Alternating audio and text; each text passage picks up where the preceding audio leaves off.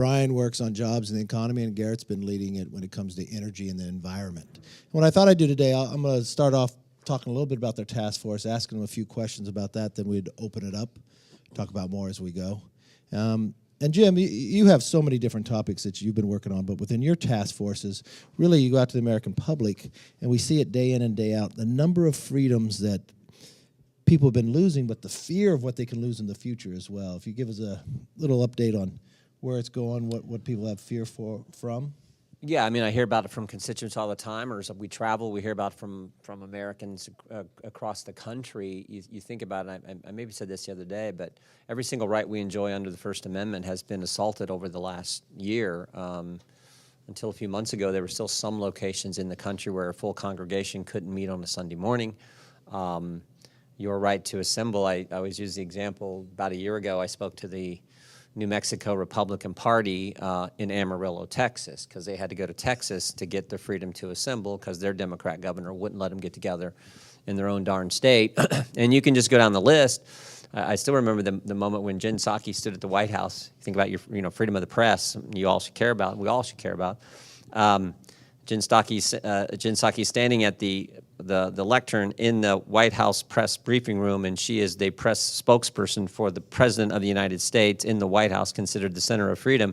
And she basically said this. She said, most Americans now get their news from social media platforms. We, the Biden administration, are working with these social media platforms to limit the information Americans get to see. And I'm like, wait, something doesn't seem right about this. You got the press person in the White House, in the press room, making those kind of statements.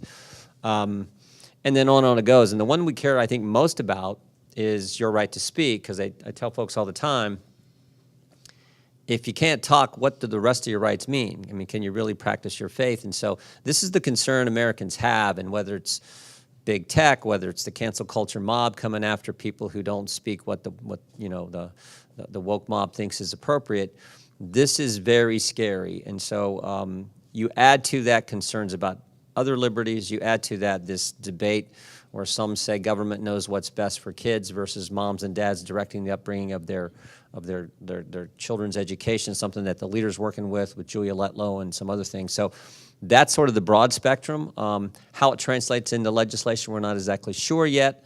Certainly there'll be something that we're working with Kathy on I think on big tech. I know Kevin and Kathy talked about that yesterday. But it's mostly just highlighting the concerns there and making sure, and I'll finish here, the committee that I get to serve on, we are supposed to be the committee in Congress most concerned about protecting the American people's liberty, the Bill of Rights, the Constitution, rule of law. And we have to get back and stay focused on that. So that's what the task force is about and how it relates to judiciary. That's sort of where we're trying to go with it. Well, you serve on judiciary today as a ranking member. If we're fortunate enough to take the majority, you'll become chair.